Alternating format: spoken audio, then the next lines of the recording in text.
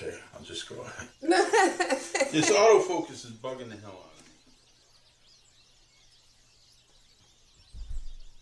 Hello, I'm Kelsey from Here on Waters. Today I am making an exotic wood cutting board soap using the wood grain technique. This was my entry for the Mrs. Soap and Clay Project Soapway Wood Grain Challenge, and I was one of the 3 winners. Alrighty.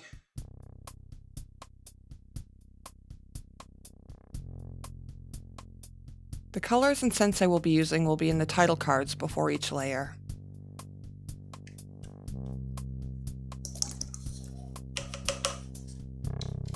I added all of the scents to the oils at the beginning because each layer is going to be poured off separately.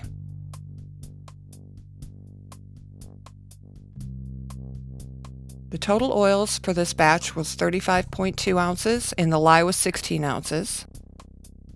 My oil blend is coconut, olive, avocado, cocoa butter, and castor.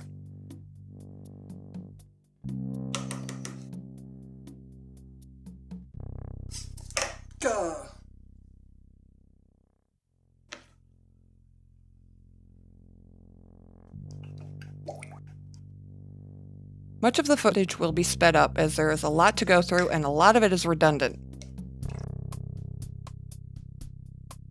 So this is a 5-layer soap, and how I got those 5 layers was I divided the entire oils and lye by 4 because 2 of the layers are half layers. So layers 1, 3, and 5 starting in on the lye, are 8.8 ounces of oil and 4 ounces of lye, and the half layers are 4.4 ounces of oils and 2 ounces of lye.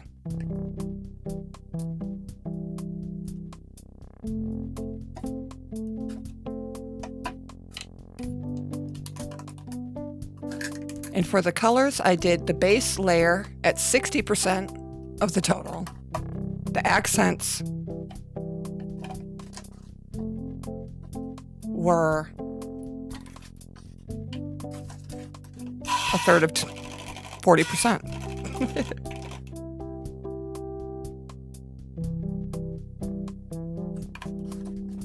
I'm blending only to emulsion because with this technique you need the batter to remain very fluid.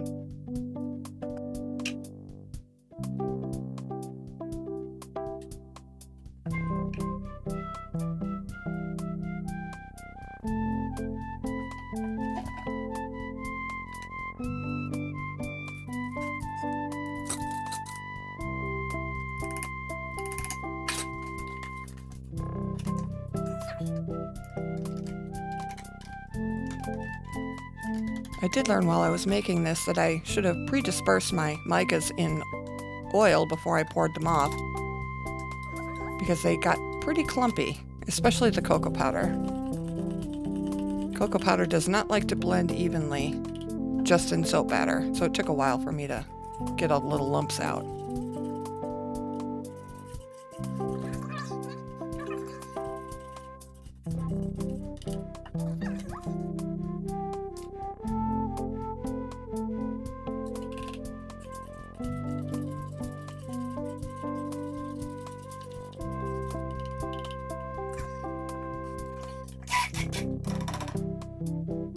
Yeah, I ended up having to actually stick blend that base layer because it was way too clumpy.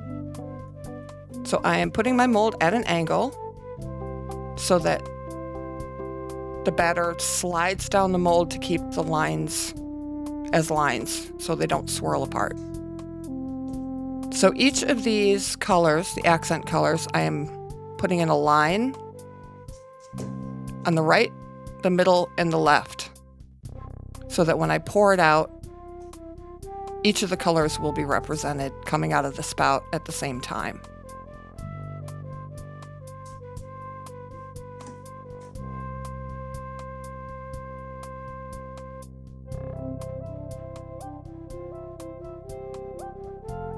Unfortunately, because of the lighting, you can't see the colors in the bottom of the mold very well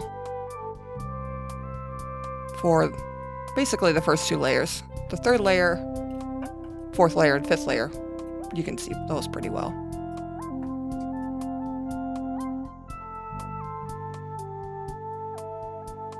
And here you can see all the colors coming out of the pour spout at the same time.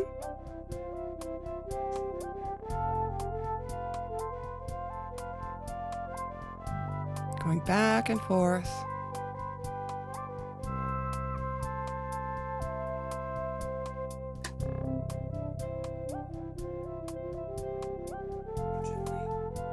So you have to put this down very gently, because if you put it down quickly, the lines will end up swirling, and you want to keep them as straight as you can get them.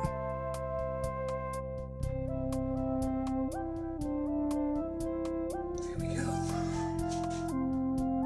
So I'm using cocoa powder for all of my mica lines and putting it in a wire strainer. I tried to put it in one of those muslin covered jelly jars like I do with mica, but it just ended up sticking.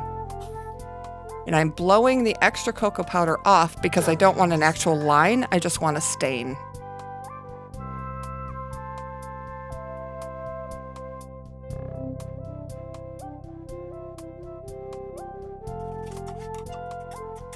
So this is my first half layer. So I'm just measuring out 4.4 ounces of oil, 2 ounces of lye.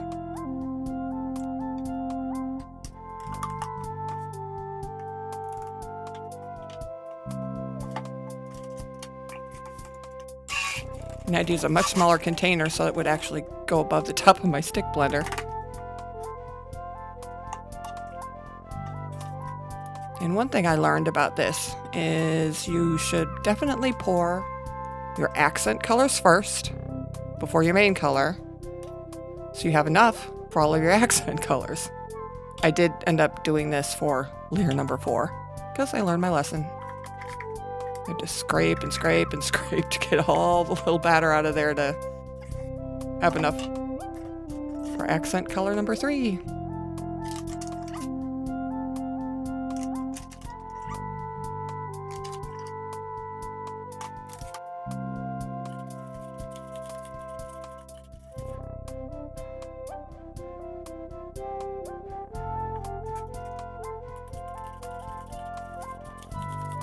Yeah, this is what I said about it being a lot and redundant at the same time, because, you know, lots of stirring, lots of little cups.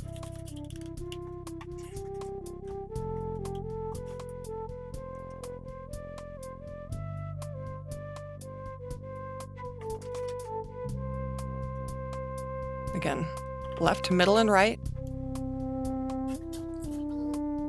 This layer pours so much faster because it's so small.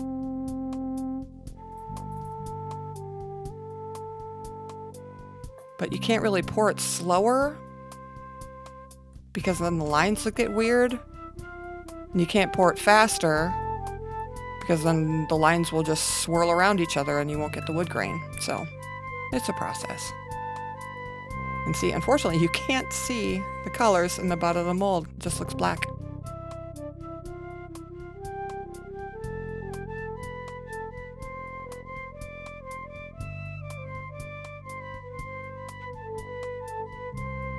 And then scraping the side of the mold to get all of the excess soap batter and excess blown around cocoa powder off of it.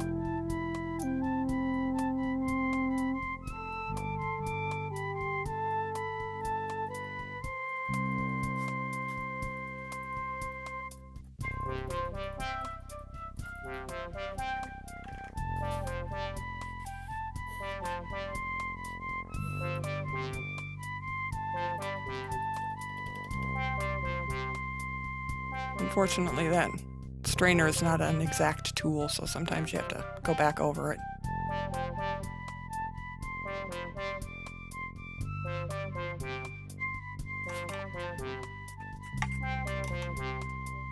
Okay, this is layer 3.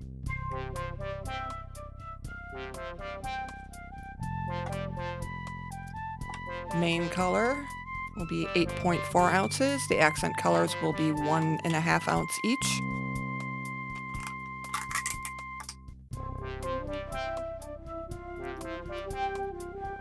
Always remembering to totally recover my lye bucket to keep everything safe, because you do not want any freestanding lye around.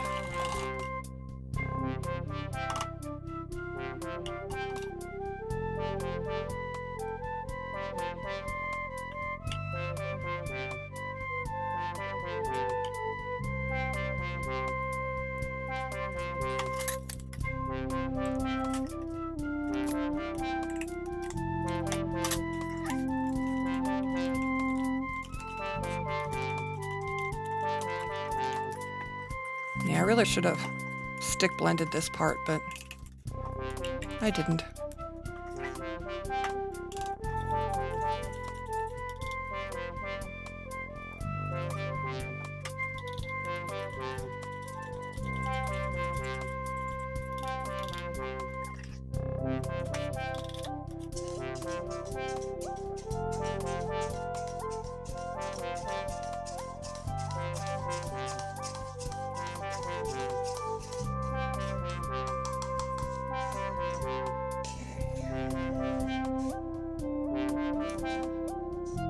So we're going to be doing this layer mostly in real time because you can actually see it much better because, number one, the colors are lighter and it's much closer to the top of the mold, so you'll be able to see what's going on inside.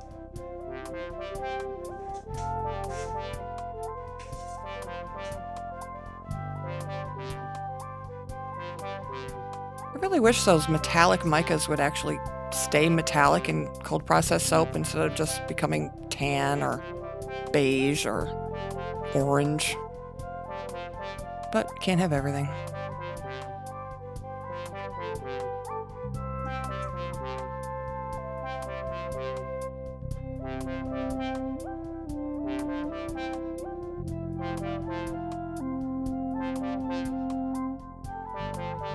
Yeah, so you can see the lines forming for this wood grain very well.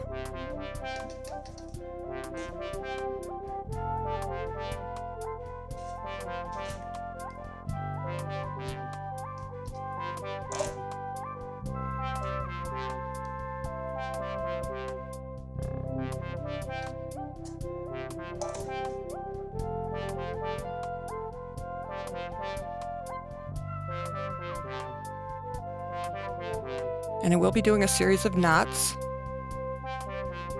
all the way through the second part of this pour. Unfortunately, during the cut, only one of them showed up. So it's really just a matter of luck, whether you get knots or you don't get knots. Because when you're pouring on an angle, you have no idea where those lines are going to end up when you're putting it back flat.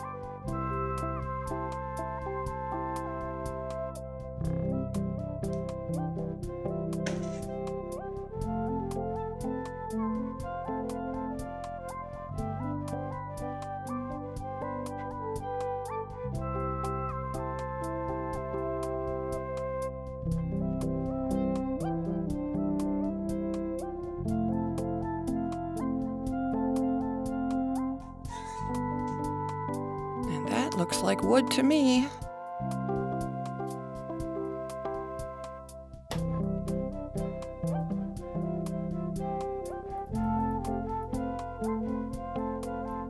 And depending on the thickness of your batter is pretty much how fast you should do the back and forth. Because if your batter's really thick, you should do it faster to get smaller lines. If your batter's thin, you do it a little bit slower so that you get lines. But you kind of have to feel your way through.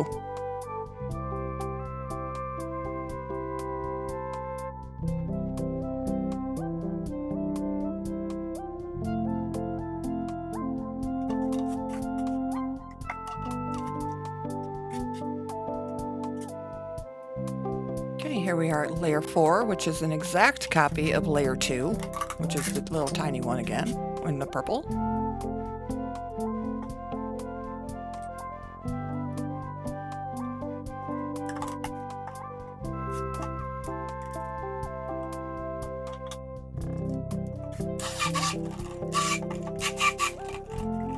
Such an itty bitty amount of soap batter.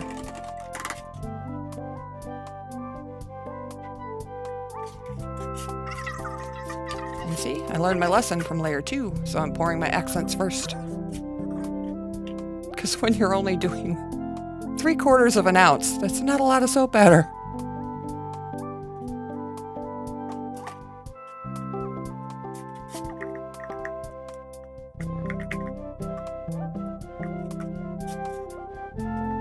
Because if it's 4.2 ounces in the main instead of 4.4 ounces, it's not that big a deal. But if it's only half an ounce instead of 0.75, that's a much bigger deal.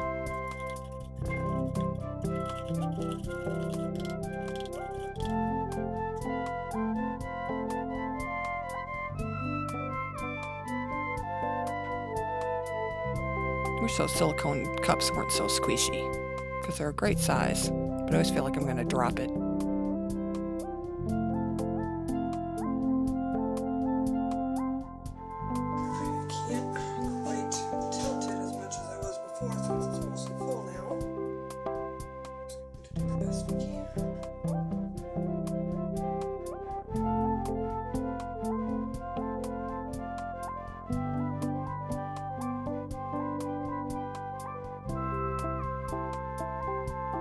Those colors are really pretty.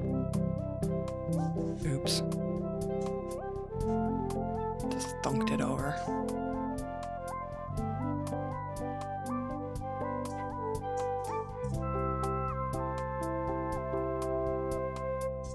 Yeah, see how shimmery that brick dust is?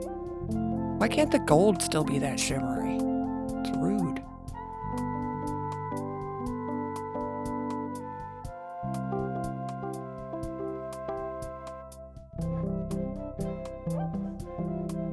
Gently putting it down even though I already thunked it. That's fine. Still looks pretty though.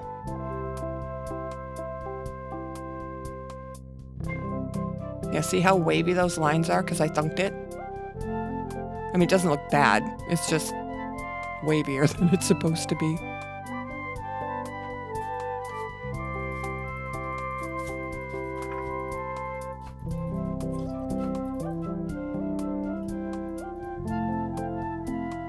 I learned my lesson and went back to the washcloth after this.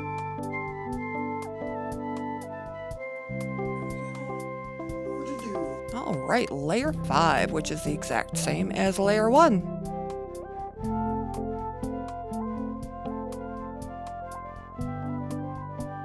Which is again 8.4 ounces of the oil. No, 8.8 ounces of oil, 4 ounces of lye. Base color is 8.4 ounces, and the accent colors are 1.5 ounce.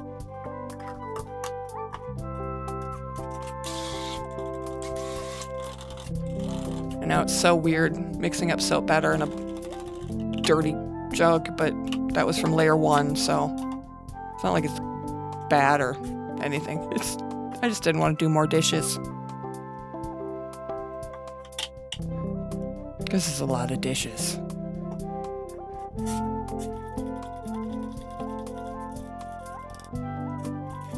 More stirring. I'm sorry.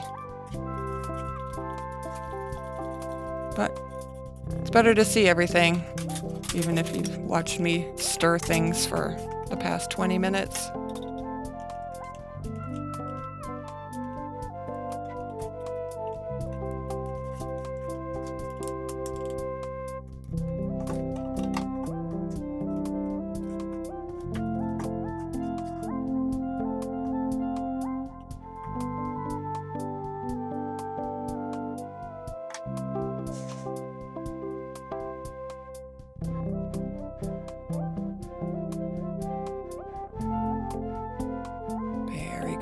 On this one.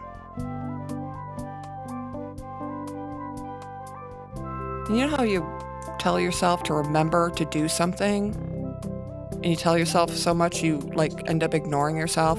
I was going to put knots all over the top of this bar in this top layer so that you could see them from the top of the soap.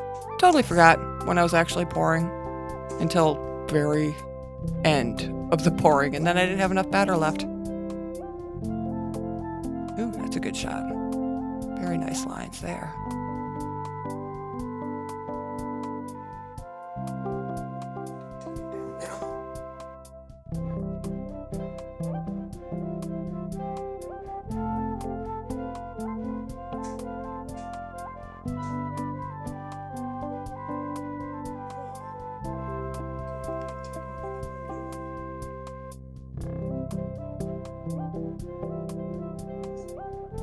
See, totally forgetting to put knots in.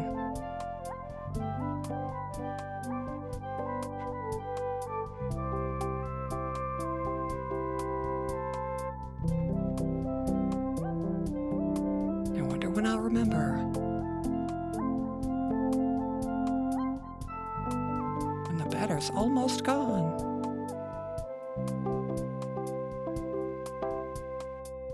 Yeah, see, that's when I remember. Not cool.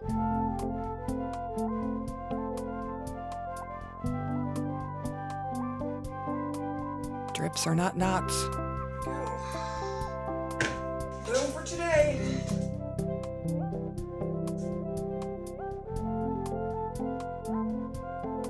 Does look pretty though.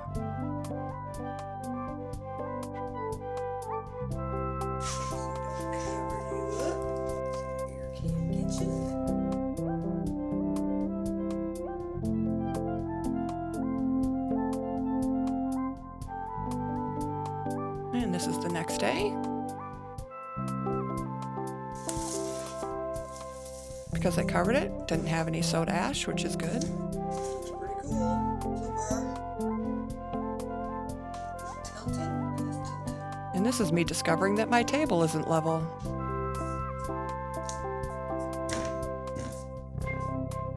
And it doesn't make that much of a difference. Some bars of soap will be a little bit taller than the other ones.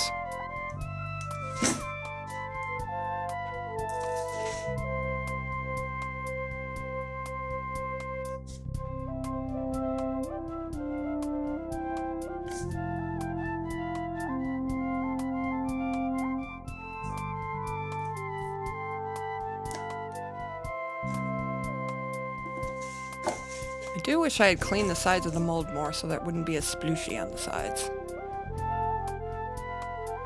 with the excess cocoa powder.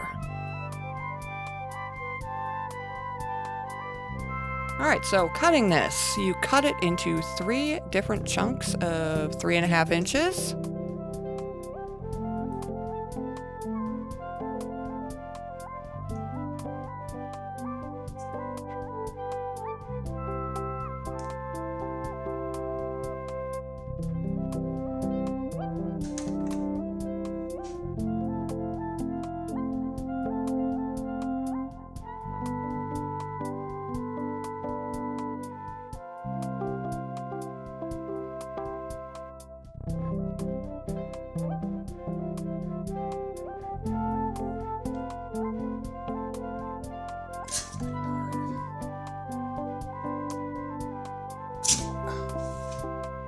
Because you're not going to be cutting this soap from end to end. Because that's not the way the wood grain lines up.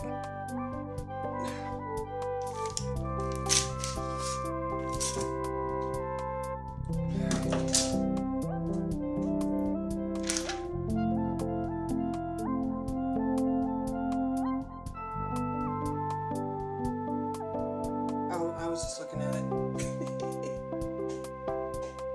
You see how the lines are like stripy like that on this way? And like that on this way? Yeah, what I just said.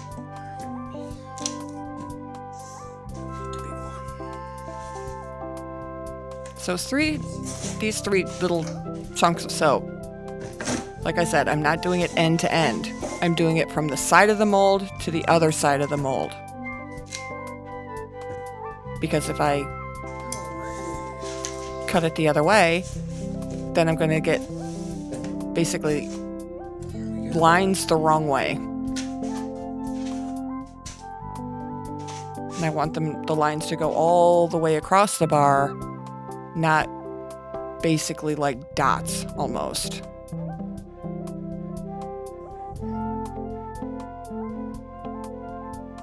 And here I am lining it up the best I can. It's hard to visualize sometimes with this cutter because the wire goes in the center of the hole. So you actually have to put the soap and the wire almost right next to each other so you can see exactly on the soap where it's going to cut. Ooh, look at how pretty that is.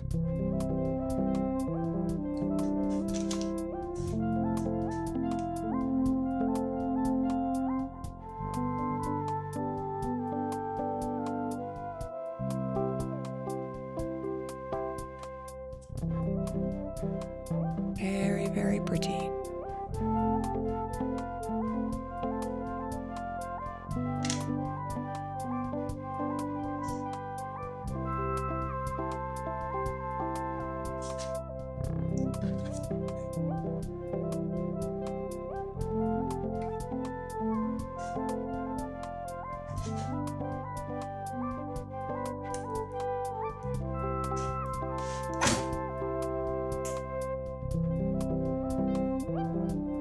I guess that one kind of has a knot in it, a little bit.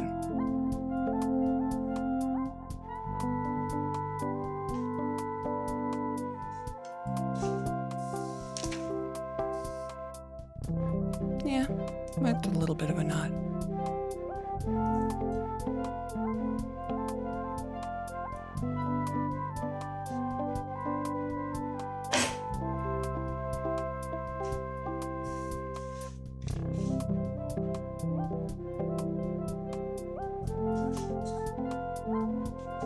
There's my knot.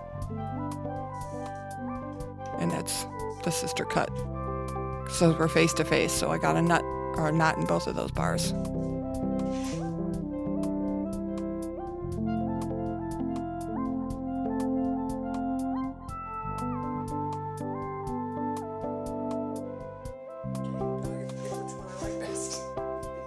And that was to be submitted into the Mrs. Soap and Clay Project Soapway Wood Grain Challenge. I ended up picking the bottom right hand one with the cool knot in it. And that's the one that won. So here is my soap out in the bright sunshine where you can actually see the colors really well. Pretty, pretty.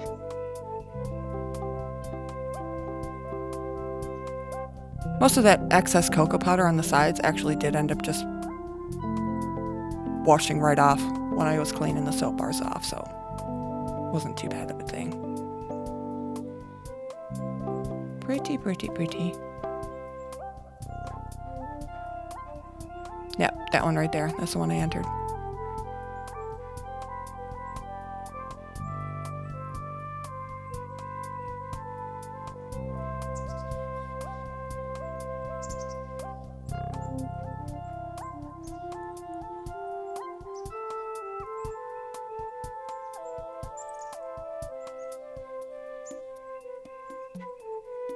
Well, again, this is Kelsey from Huron Waters, and thank you so much for watching. And if you like this video, go ahead and like and subscribe.